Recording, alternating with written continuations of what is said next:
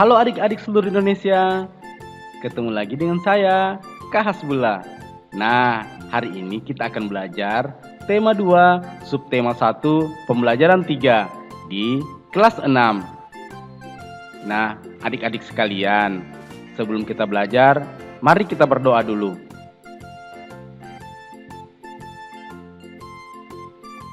Ayo, buat adik-adik yang belum subscribe, di-subscribe dulu ya channel ini. Terima kasih. Hari ini kita akan belajar adaptasi tumbuhan dan ciri-cirinya.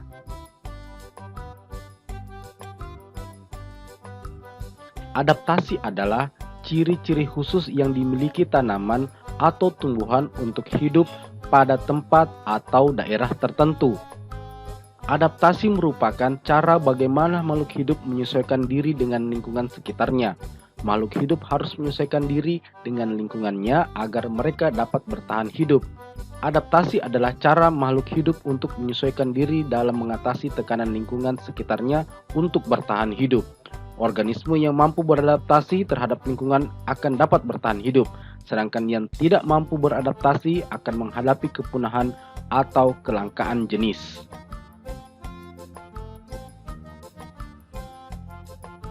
Adaptasi morfologi adalah penyesuaian bentuk tubuh, struktur tubuh, atau alat-alat tubuh organisme terhadap lingkungannya. Berdasarkan kemampuan penyerapan air, tumbuhan dibedakan menjadi tumbuhan xerofit, hidrofit, higrofit, halofit, dan mesofit.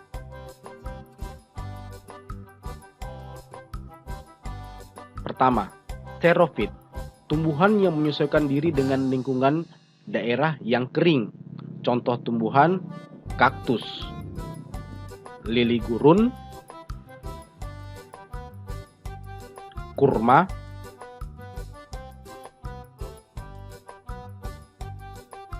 lidah buaya.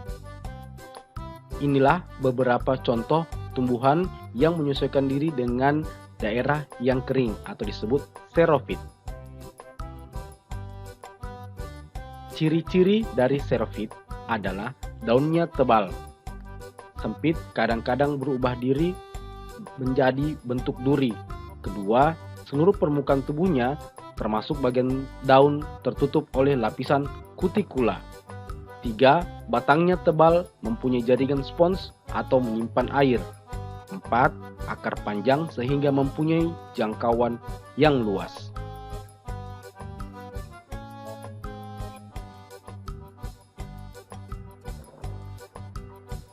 2. Hidrofit merupakan tumbuhan yang hidup berada di dalam air. Adaptasi strukturnya terkait dengan kandungan air yang tinggi dan kekurangan ketersediaan oksigen. Contohnya eceng gondok, teratai,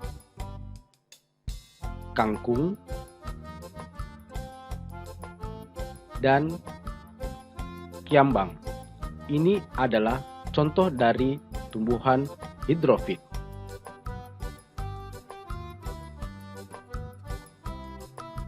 Ciri-ciri tumbuhan hidrofit antara lain tumbuhan air yang terapung di atas air, kemudian tumbuhan air yang terendam di dalam air. Ketiga, tumbuhan yang sebagian tubuhnya di atas permukaan air. Keempat, tumbuhan yang hidup di daerah pasang surut.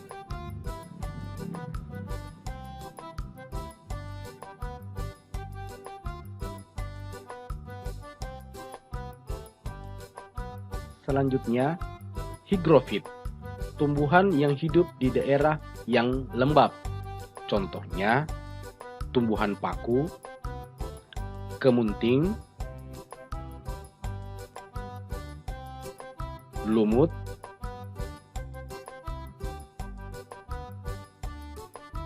daun ungu.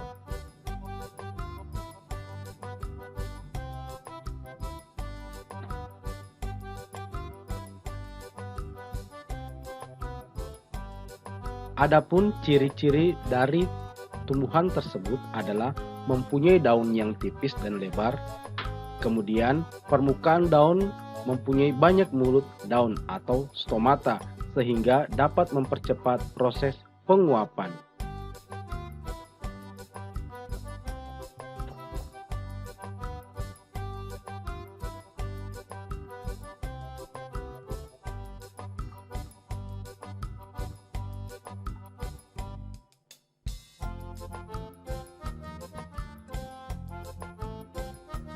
cara tumbuhan melindungi diri.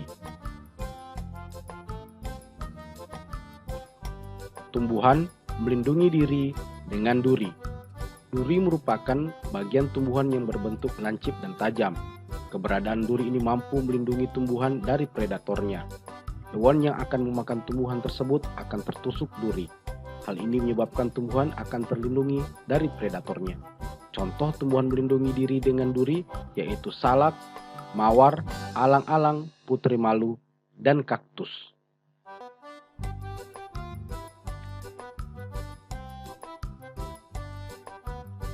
Tumbuhan melindungi diri dengan bulu atau rambut. Beberapa tumbuhan memiliki bulu-bulu yang kecil dan tajam. Bulu-bulu tersebut akan menimbulkan rasa gatal bagi yang menyentuhnya. Hal ini menyebabkan tumbuhan akan merasa terlindung dari predatornya. Contoh tumbuhan melindungi diri dengan bulu atau rambut yaitu bambu, pohon ijuk, dan rambutan.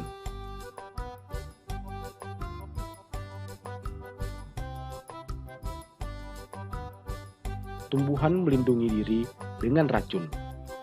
Beberapa tumbuhan memiliki racun sebagai perlindungan dirinya. Hal ini menyebabkan hewan tidak akan berani untuk memakannya.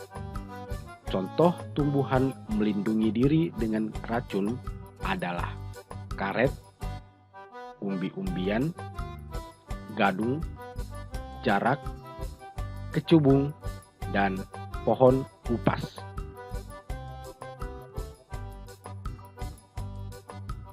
Tumbuhan melindungi diri dengan getah. Getah sebenarnya berfungsi sebagai media melakukan transportasi zat hara dan fotosintat dalam sebuah pembuluh angkut. Namun, keberadaan getah ini bisa berguna sebagai perlindungan diri. Contoh tumbuhan melindungi diri dengan getah adalah karet dan nangka.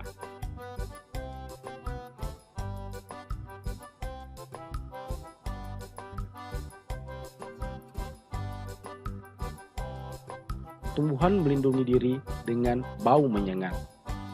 Bau menyengat yang dimiliki oleh bunga bangkai selain membantu dalam proses reproduksi, juga berfungsi untuk melindungi diri.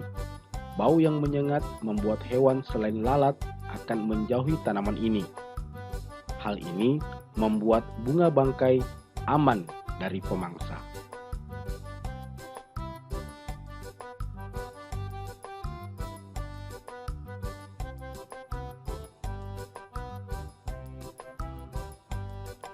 Tumbuhan melindungi diri dengan kulit buah yang keras.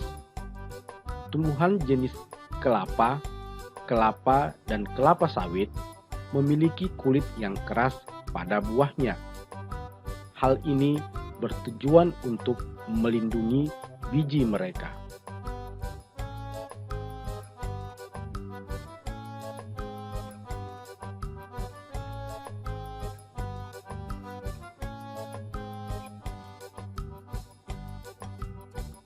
Tumbuhan melindungi diri dengan rasa pahit. Tidak semua tanaman memiliki rasa manis pada buahnya. Salah satu contohnya adalah belimbing wuluh. Buah jenis ini memiliki rasa yang pahit. Hal ini menyebabkan hewan tidak mau memakannya. Nah, setelah mendengarkan penjelasan dari Kak Hasbullah tadi, silahkan adik-adik mengerjakan tugas berikut. Carilah 6 jenis tumbuhan dan tuliskan cara menyesuaikan dirinya. Selanjutnya, 6 jenis tumbuhan dan cara tumbuhan tersebut melindungi dirinya.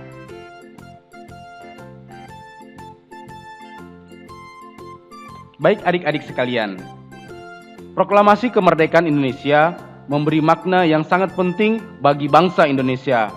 Sejak teks proklamasi kemerdekaan dibacakan, rakyat Indonesia memiliki negara merdeka, berdaulat, dan bermartabat. Tonggak sejarah tersebut tidak akan terjadi apabila tidak ada anak bangsa yang berani memproklamirkan kemerdekaan. Mereka adalah pejuang bangsa yang tidak boleh dilupakan. Berikut adalah para pejuang bangsa yang telah berjasa terhadap kemerdekaan negara Indonesia.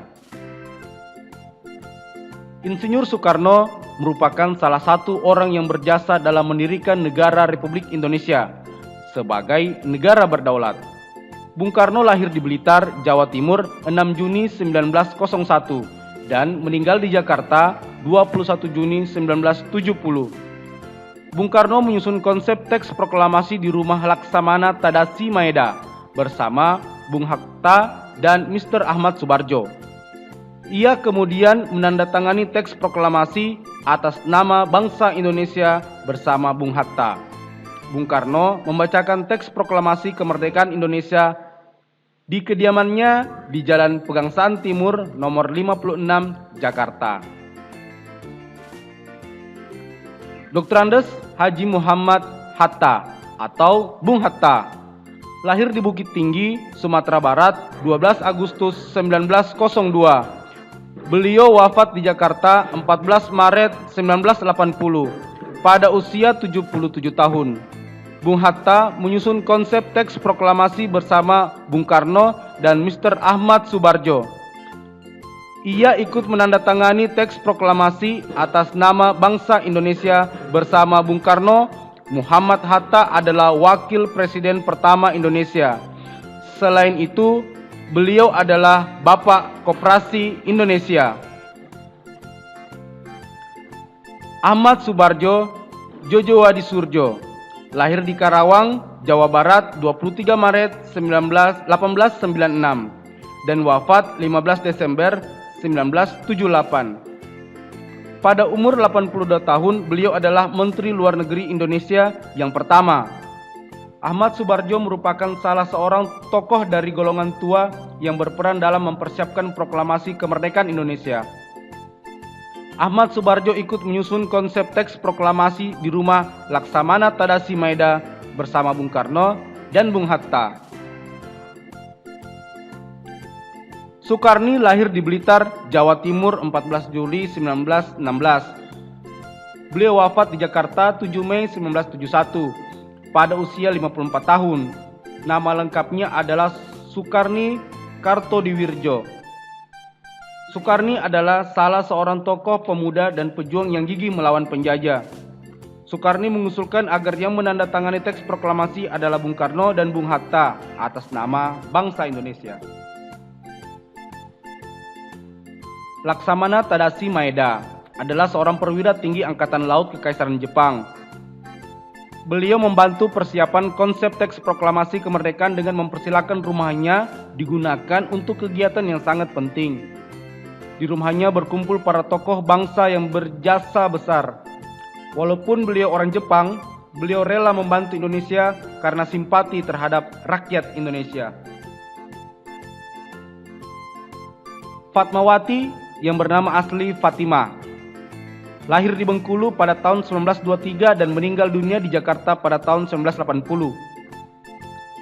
Beliau dimakamkan di Taman Makam Pahlawan di Kalibata, Jakarta.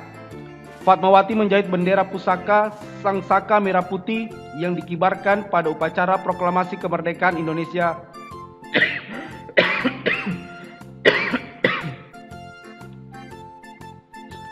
di Jalan Pegangsaan Timur nomor 56, Jakarta. Teks proklamasi kemerdekaan diketik oleh Sayuti Melik.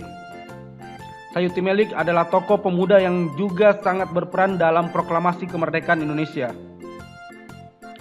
Sayuti Melik mengetik naskah proklamasi setelah ia sempurnakan dari tulisan tangan Bung Karno.